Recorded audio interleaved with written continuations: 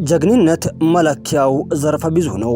አንድም ወራሪ ጠላትን ፊት ለፊት ገጥሞ መርታት፣ አንድም የሁላችን የጋራ ጠላት በሆነው አንገት አስደፊ ድህነት ላይ ተከታታይ ዘመቻን በመክፈት ድል መቀዳጀት ነው። ለመላው አፍሪካውያን የነጻነት ተምሳሌት የሆነችው ሀገራችን ኢትዮጵያ ምንም እንኳን በዚህ ረገድ ዝናዋ በዓለም የናረ ቢሆንም በጸረ ድህነት ግንባር የተከፈተው ዘመቻ ግን በሚፈለገው ልክ ውጤት ሳያስመዘግብ ቆይቷል። የለውጡ መንግስት ሀገሪቷን ከተቆጣጠረ በኋላ በልዩ ትኩረት ባከናወናቸው ሪፎርሞች በሁሉም ዘርፎች ለውጦች እየተመዘገቡ ይገኛሉ። በቀደመ ታሪኩ በሊማታዊ አርበኝነቱ የሚታወቀው የሃላባ ህዝብም ልክ እንደ ትላንቱ ሁሉ ዛሬም ከመሪዎቹ ጋር እጅና ጓንት ሆኖ ለቁጥር የሚታክቱ ሊማታዊ ጀብዶችን በመፈጸም ታሪኩን በወርቅ ብዕር እየጻፈ ይገኛል። ዞኑ ከለውጡ ወዲህ በተለይም ደግሞ ባለፉት 2 እና 3 ዓመታት አይቻልም የተባለውን ሁሉ አድርጎ በማሳየት የሊማት አርበኝነቱን ዳግም ለዓለም አረጋግጧል፣ እያረጋገጠም ይገኛል።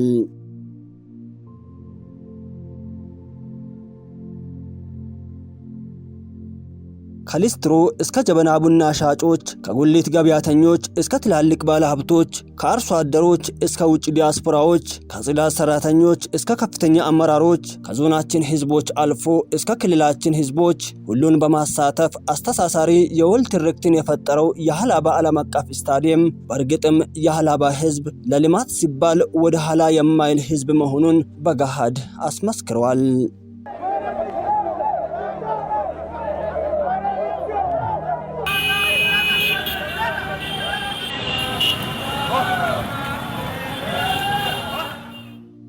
ከፍ ያለ ገንዘብ ነበር በጣም እቅዱ የነበረው በ3 ዙር እንሰራለን ብለን የፈለጋ ከፍ ቢሉ እንኳን ሃላባ ህዝብ ጀምሮ ያልጨረሰ ጀምሮ ያላጠናቀቀ ፕሮጀክት ስለሌለ በ3 ዙር እናጠናቀቃለን ብለን ገብተናል። ወደ ሀብት አሰባሰብ ገባን። አመራሩ የመንግስት ሰራተኛው በሙሉ የወር ደመወዙንም የ2 ወር ደመወዙንም የሰጣ ነበር። ከመንግስት ሰራተኛ ነው የጀመርነው። ቀጥሎ ወደ ንግድ ነው የገባነው። ከንግድ ከሊስትሮ ከጀበና ቡና ከሚያፈሉት እስከ ትላልቆቹ ባለሀብቶች በዚህ ዙሪያ አሳትፈናል። ከዛ አርሶ አደሩን አሳትፈናል። አርሶ አደሩ እንግዲህ እንዳያችሁት እንደየ አቅሙ ከፍየል ከበግ ምናምን ጀምሮ እስከ ትላልቅ ሰንጋዎች ያ ሁሉ ሰንጋ በሬ ከየት መጥቶ ነው ሃላባ ውስጥ ነበረ ወይ ያ ሁሉ ሰንጋ ጎርፍ እስከሚባል ድረስ በሬ ሰንጋ አርሶ አደሩ ሰጥቶናል ማለት ነው። ከፍ ስንል ዲያስፖራውም እንደዛው በደቡብ አፍሪካ የሄድን ጊዜ ደቡብ አፍሪካ ኢትዮጵያ አምባሳደር ያለን ለኢትዮጵያ ህዳሴ ግድብ የኢትዮጵያ ማህበረሰብ አስተባብረን እንኳን እንደዚህ ገንዘብ አዋተን አናቅም፣ ቃል አስገብተን አናቅም። ሃላባ ህዝብና የሃላባ ወዳጆች ብቻ ግማሽ ቢሊዮን ብር ነው ቃል የገቡት ደቡብ አፍሪካ ማለት ነው። ይሄ ስቴዲየም ከአርሶ አደሩ ጀምሮ ከነጋዴው ጀምሮ ከመንግስት ሰራተኛው ጀምሮ ከዲያስፖራ ጀምሮ አስተዋጽኦ ያላደረጉ አካላትን እንደሌሉ እናውቃለን። ለዚህ መነሻ ሊሆን የሚችል እንቅስቃሴ ቀላል አልነበረም። ይሄን ለማምራት የከተማውን እድገት ከፍ ለማድረግ በዞን ደረጃ የተደረገው እንቅስቃሴ ቀላል ነገር አልነበረም። ሁሉም የመንግስት ሰራተኛ አመራር የ1 ወር ደመወዙን በ4 ወር ባለሙያ ደግሞ የ1 ወር ደመወዙን በ9 ወር ለመስጠት ቃል ገባ። ከዛ በኋላ ትልቁን በንግዱ ማህበረሰብም በዲያስፖራውም በሌላውም አካባቢ ያሉ የሃላባን ልማት ወዳድ የሆኑ አካላትን ሞራል የቀሰቀሰው ነገር ቢኖር አርሶ አደሩ ጋር የነበረው ተሳትፎ ነው ማለት ነው። ከተሳትፎ የተሻገረ ሞራሉ በጣም ደስ የሚል ነበር። እንደ ጎርፍ ከአንድ ቀበሌ እስከ 41 ሰንጋ ብቻ ሳይሆን 3 ግበልም ጭምር ከአንድ ቀበሌ ነው የወጣው። ህዝብ ተጠቃሚነት የሚያረጋግጥ ከሆነ እኔ ከዚህ በኋላ በእግሬ ልምራመድ ብሎ ፈረሱን ጥሎ የወርዶ የሰጠ ማህበረሰብ እየሰጡ የነበረበት ሂደት እርስ በርስ የነበረው ፉክክሩ ራሱ በጣም ልብ የሚነካ ደስ የሚል ሃላባን የሃላባን ህዝብ ሃላባ ብሎ መጥራት ሳይሆን አባ መስጠት ብሎ መጥራት የሚቻል ህዝብ ነው። ያው የበሬ ጎርፍ ሁላችንም ያየንበት ነው። እሱን አድርገን አሁንም ያላለቁ ነገሮችን ለመጨረስ ያው ዝግጅት እያደረግን እንገኛለን ማለት ነው። ለስቴዲየማችን ያው በርካታ ገንዘቦችን ከማህበረሰባችን አዋጥተን ገቢ አድርገን ስቴዲየሙም ያው ለአገልግሎት በቅቷል። የሀብት አሰባሰብ ሂደቱ በተለይ አርሶ አደሮች የሰንጋን የሰጡበት ሂደት ያላቸውን በሬ የሰጡበት ሁኔታ አንዳንዱ ፈረሱን ሰጥቷል፣ በሬውን ሰጥቷል። ያለውን ነው የሰጠው ሰውና ከዛ ባለፈ ከሀላባ ውጭ ያለውንም ሌላውንም ማህበረሰብ የቀሰቀሰ ነው የነበረው። ሀላባ ለልማቱ እንዴት እየሰራ ነው የሚለውን እና ከዛም አልፎ በሞባይል ቻሌንጂንግ ያልተሳተፈ የሀገሪቷ ክፍል የለም። የስታዲየም ግንባታ ስራችንን ሀላባን ማስተዋወቅ የጀመረው ከግንባታ ሂደቱ ጀምሮ ነው። ከሀብት አሰባሰብ ሂደቱ ጀምሮ ሀላባን በዓለም ደረጃ በደንብ ያስተዋወቀና የሀብት አሰባሰብ ሂደቱን በጣም ውጤታማ የሆነ በህጋዊ መንገድ ሀብት እየተሰበሰበ ለታለመለት ዓላማ ብቻ እየዋለ ሀብቱን ለሰጠው ህዝብ ደግሞ በየወቅቱ ግልጽ እየተደረገ የተመራበት ሂደትና ጎን ለጎን የግንባታ ሂደቱን በጣም በፍጥነት የሄደበት ሁኔታ በጣም ውጤታማ የነበረበት ሁኔታ ነው የነበረው። ያ ሁሉ የህዝብ ተሳትፎ ያረፈበት የሀላባ ስታዲየም የህዝቡ ሞራል ሳይቀዘቅዝ በፊፋ የምርመራ ቡድን የጥራት ደረጃው ተረጋግጦ ከድርጅቱ ይፋዊ የጥራት እውቅና ማግኘት ችሏል። ከመጫወቻ ሜዳው በተጨማሪ በተከለሰው የግንባታ ምዕራፍ እቅድ በመጀመሪያው የግንባታ ምዕራፍ የተካተቱት የተመልካች ዙሪያ መቀመጫ፣ ትልቁ የፍሳሽ ቦይ መውረጃና የመሮጫ ትራኩ በማይገመት ፍጥነት ጥራታቸው ተጠብቀው በእንዲህ መልኩ በመጠናቀቃቸው የመጀመሪያው ምዕራፍ ምረቃ እውን ሊሆን ችሏል።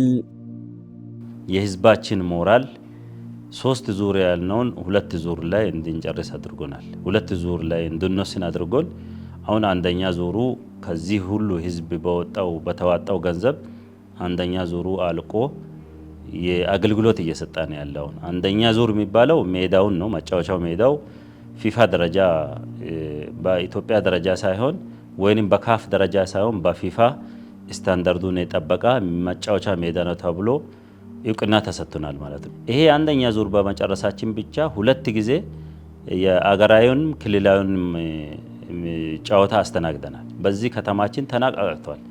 ቢያንስ አገራዊ ደረጃ ጨዋታ አንድ ዙር ሲመጣ 100 ሚሊዮን ይዞ ነው የመጣው። ይሄ እዚህ ቁሊቶ ውስጥ ነው የፈሰሰው።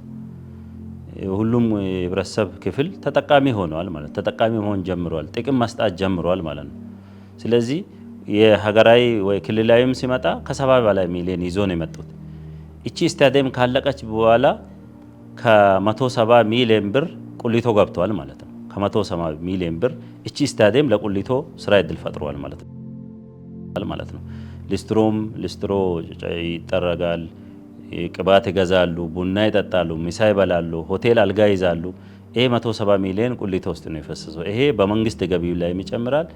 አሁን በዚህን ሰዓት ስታዲየሙ ያለበት ደረጃ የኢትዮጵያ ፕሪሚየር ሊግ እናስተናግዳለን ብለን ስራዎችን አስፈላጊ ነው የሚባሉ ስራዎች ተሰርተን ሁለተኛ ዙሩን ስራ ጀምረን እየሰራን ያለ ነው። ሚቀረን አሁን አንዱ ትልቁ ክብር ትሪብል የሚባል ነው። ወደ 4 ፎቅ ያለው እሱ ቀስ እያልን ምራቃችን ዋጥ እያደረግን እንሰራለን። አሁን ግን ቀሪ ስራዎችን እየሰራን ነው። ፕሪሚየር ሊግ ማስተናገድ እንደምንችል ግሪን ላይት ተሰጥቶናል። ስለዚህ ይሄ በጣም ትልቅ የህዝብ አንድነት ሀላባ ህዝብ ምን አይነት ህዝብ ነው የሚባልበት ብዙ ልማቶች ተሰርቷሉ። ግን እንደዚህኛው ስታዲየም በዓለም ደረጃ ሀላባን ህዝብ ያስታወቀ ስራ የለም። ግብርና የሀገራችን ኢኮኖሚ የጀርባ አጥንት ነው።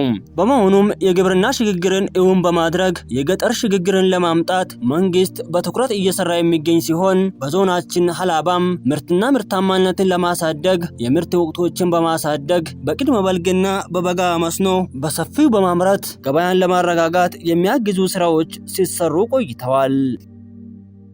አመራረት ዘዴ የተሻለ ለማድረግ እንደምታውቁት አርሶ አደራችን ራሱ በራሳቸው አቅም ትራክተሮችን እንዲገዙ ተደርጎ በዘመናዊ አስተራረስ ዘዴ አሁን በሬና ቀንበሩ የሚለው ጊዜ እየቀራ መጥቷል። አርሶ አደራችን ትራክተር ገዝቶ የራሱንም ተጨማሪ ደግሞ ከሱ ጋር ያሉትንም ጭምር እየሰራ ነው ያለው። የአርሶ አደር ህይወት እየተቀየረ ነው የሚባለው መለኪያው ይሄ ነው።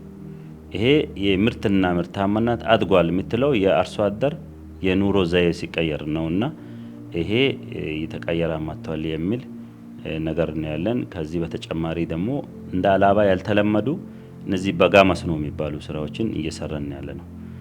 እየተስፋፋ ነው ያለው። ከዚህ ቀደምም በብዙ ጊዜ የተነገረው በወረዲጆ ሲምቢጣ ቀበሌ ቢታዩ የችግር ተምሳሌት ወይንም የድርቅ ተምሳሌት የነበረችው ቀበሌ አሁን የሀገር የልማት ተምሳሌት እስኪትሆን ድረስ የተሰራበት ዞንና ወረዳ ነው ያለውና ይሄ በሲምቢጣ ደረጃ እንዳይቀር ሌሎች ቀበሌያትም ወረዳዎችም እየተስፋፋ ነው ያለው። መስኖን 1 እና 2 ጊዜ ብቻ ሳይሆን 4 ጊዜ ወደ 5 ማሳደግ ጊዜን የማምረት ጊዜን እየጨመሩ መሄድና ኑሮ የመቀየር ሁኔታዎች አሉ። ብቻም ሳይሆን ሌማት ትሩፋት የሚባሉ ነገሮች የህዝብን ኑሮ የሚቀይሩ ናቸው። ይሄ በዛው አጋጣሚ ደግሞ የኑሮ ውድነቱን የሚያረጋጉ ስራዎች ናቸውና ይሄን አርሶ አደሩ በሚኖርበት አካባቢ ከተማው ላይ በትንሽ ግቢ በትንሽ ካሬ መጠቀም የሚችላቸው ግብርና ምርቶችን በሌማት ትሩፋት እንዲጠቀም እየተደረገ ነው ያለውና በዶሮ በጓሮ አትክልት በተለያዩ ነገሮች ገጠር ሰፋ ያለ መሬት ሲታገኝ ደግሞ ንብ በማነብ የንብ መንደር መፍጠር የወተት መንደር የስጋ መንደር ተብሎ በመንደር ደረጃ እየተሰራ ነው ያለውና እኚህ ነገሮች ተጠናክሮ ሲቀጥሉ የአርሶ አደሩን ህይወት ከዚህ በላይ የሚቀይሩ ነው የሚሆኑት። ባለፉት ዓመታት በተሰራው ስራ አርሶ አደሩ በበሬ ከሚያርስበት ወደ ዘመናዊ እርሻ መግባት አለብን ብለን በሰራነው ስራ 15 አካባቢ የሚሆኑ ትራክተሮችን በንግድ ባንክ 60 በ40 ብድር አመቻችተን ማምጣት የቻልንበት ሁኔታ አለ። ይሄ ደግሞ እንደ ዞን ምርታማነትን እናሳድግ ክላስተር ስራን እናስፋ ብለን የያዝነውን ግብ ለማሳካት በተለይ ምርታማነት ለውጤት ለማምጣት ትልቅ አስተዋጽኦ የሚያበረክት ነው። ሌላው አጠቃላይ ከሚለማው ማሳ 75%ን ክላስተር ማድረግ አለብን ብለን በሰራነው ስራ ከ50% በላይ ወደ ክላስተር ማምጣት ችለናል። ይሄም እንደ ዞን ወደ ክላስተር ስናመጣ አርሶ አደሩን ወደ ዘመናዊ ግብርና እንዲገባ ስናደርግ በተለይ ምርትና ምርታማነትን ለማሳደግ የገበያ ትስስር ለመፍጠር አርሶ አደሩን ገበያን ተደራድሮ የመደራደር አቅሙን አሳድገው ለመሸጥም ትልቅ አቅም የሚፈጥርበት ሁኔታ አለ።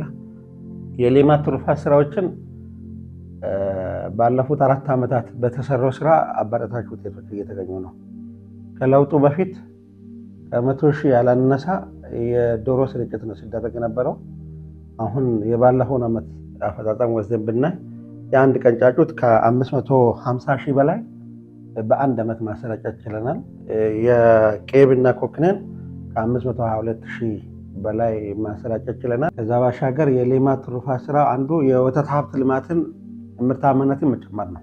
ከዚህ አንጻር በሶስቱም ዝርያ ማሻሻል ዘዴዎች ከ17 ሺህ በላይ ከብቶችን ባለፈው ዓመት የማዳቀል ስራ ሰርተናል። በዚህም ጥሩ ጥጃዎችን እያገኘን ነው። የተጀመሩ ምርጥ ስራዎች አሉ። የወተት መንደር እየተፈጠረ ነው። የዶሮ መንደር እየተፈጠረ ነው። የንብ መንደር እየተፈጠረ ነው። በአመት ቡና ከ100 ሺህ ያነሰ ቡና ነበር የምተከለው ከለውጡ በፊት። አሁን በአመት እስከ 599 ሺህ ቡና እየተከለን ነው። በዚሁ ጋር አያይዘን ደግሞ የፍራፍሬ ልማቱ ላይ በተሰራው ስራ አበረታች ውጤቶች እየተገኙ ነው። የመንግስት ተቋማትን ከደን ወደ ፍራፍሬ ልማት ወደሚበላ እየተቀየረ አለበት። ገጠር ላይ በውሃ አጠገብ በለም መሬት ላይ የተተከሉ ባህር ዛፎችን ወደ ፍራፍሬ ልማት ወደ ቡና ልማት እየተቀየሩ ያሉበት ሁኔታ አለ።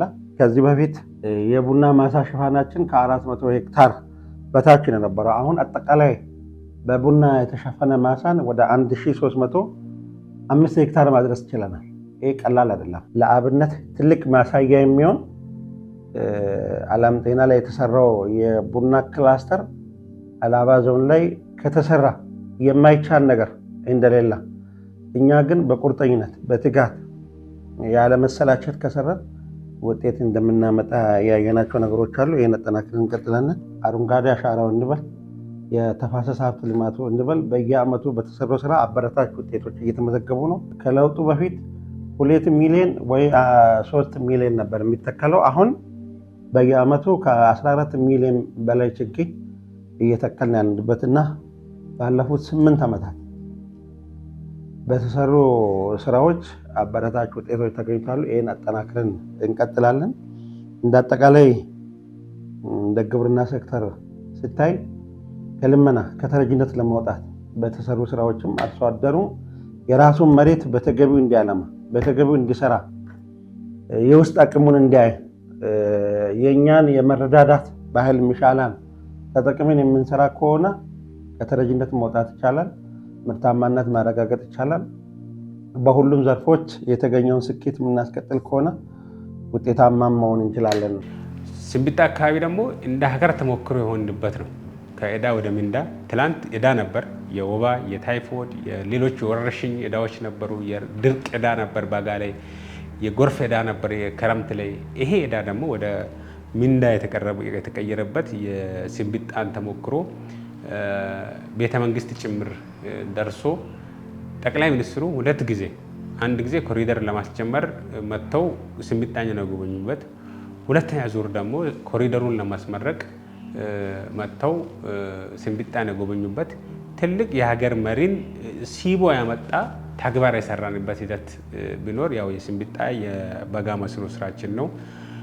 ተሞክሮ ማዕከል መሆኑ ብቻ ሳይሆን ቁሊቶ ከቁሊቶ አልፎ ሆሳዕና፣ አርባ ምንጭ፣ ዲላ ሄዶ እስከ ሞየሌ አንዳንድ የሽንኩርት ምርቶች እስከ ሞየሌ፣ ቲማቲም ምርት ደግሞ እስከ ድሬዳዋ አልፎም ደግሞ በሞጆ ደረቅ ወደብ አድርጎ እስከ ድሬዳዋ ድረስ የቲማቲም ምርቶችን ኤክስፖርት ያደረግንበት ትልቁ የመስኖ ስራ ቢኖር በለውጡ የተገኘው እሱ ነው። ይሄን ደግሞ አስፍተን በዚህ ወቅት ወጀጎ ላይ፣ ጢጣ ላይ፣ ሌሎች ቀበሌዎች ላይ በደንብ በስፋት እየተሰራ እንዳለ ለማንሳት ነው።